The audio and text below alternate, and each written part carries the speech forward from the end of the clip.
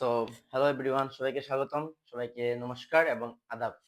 তো আজকের ক্লাসে আমরা হচ্ছে গিয়ে ক্লাস 6, 7, 8 যারা আছে তারা হচ্ছে সংখ্যা রেখা নিয়ে অনেক প্রবলেমে আছে। সংখ্যা রেখা জিনিসটা বুঝে না বা ভিজুয়ালাইজ করতে পারে না। ম্যাথ জিনিসটা যে কি মজা তা হচ্ছে গিয়ে ওটা বলার বাইরে।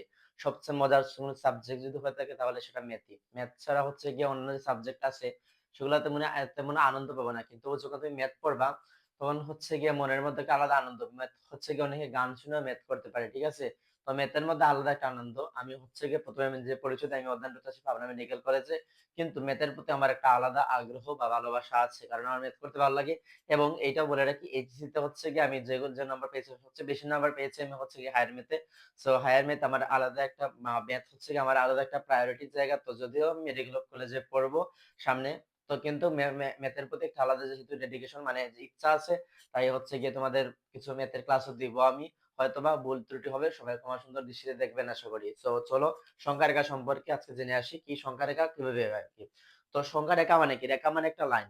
তো তুমি একটা লাইন চিন্তা করো, তুমি একটা বাঁশ নিলা বা হচ্ছে একটা বাঁশ একটা একটা হচ্ছে গিয়ে সোজা বাঁশ চিন্তা করো, ঠিক আছে? একটা বাঁশ চিন্তা করো, এরকম হচ্ছে সংখ্যা রেখা কিছু একটা বাঁশ, ঠিক আছে? এরকম একটা কি একটা বাঁশ, তোমরা তো অনেক পরীক্ষায় অনেক বাঁশ খাও, তোমার করে একটা বাঁশ।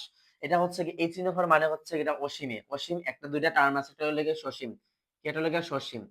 একটা হচ্ছে সসীম আর একটা হচ্ছে গিয়ে অসীম, ঠিক আছে? একটা সসীম একটা হলো গিয়ে অসীম, দুইটা টার্ম আছে, একটা সসীম একটা অসীম, ঠিক আছে?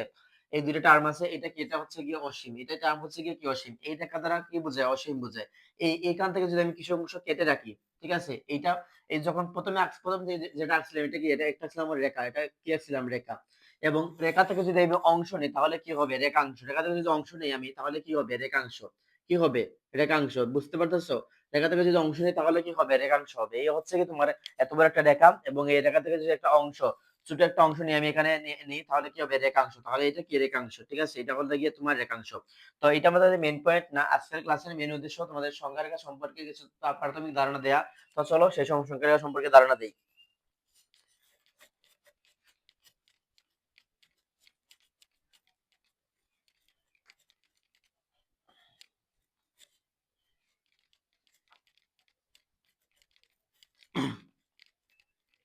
তো সংখ্যা রেখা হচ্ছে গিয়ে রেখা তোমরা বুঝলা, রেখা তোমরা বুঝছো, ঠিক আছে? আমি আশা করি রেখা তোমরা বুঝছো, রেখাংশ বুঝছো। তো সংখ্যা রেখা হচ্ছে এটা লম্বা রেখা, যার হচ্ছে গিয়ে এইরকম যাবে সংখ্যা রেখাটা, এরকম সংখ্যা রেখা হবে, এরকম সংখ্যা রেখা হবে।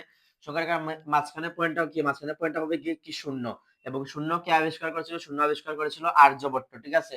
শূন্য কে আবিষ্কার করেছিল? আর্যভট্ট। এবং এদিকে কি? এদিকে হচ্ছে গিয়ে পজিটিভ সংখ্যা রেখার এদিকে হচ্ছে এদিকে হবে গিয়ে পজিটিভ, POSITIVE।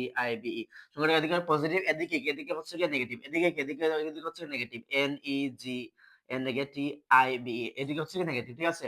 এদিকে তুমি যত দূর যাবা মানে আগাবা অসীম, তো ঠিক আছে? এটা হচ্ছে গিয়ে অসীম রেখা, এটা কিন্তু সসীম না।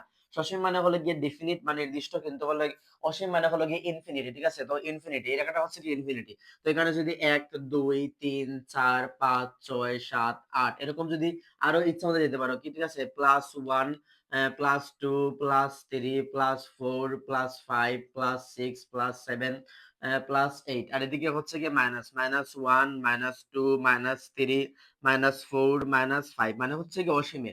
এই -6 -7 তুমি ইচ্ছা মতো যাইতে হবে। এটি এই রেখাটা হচ্ছে সংখ্যা রেখা।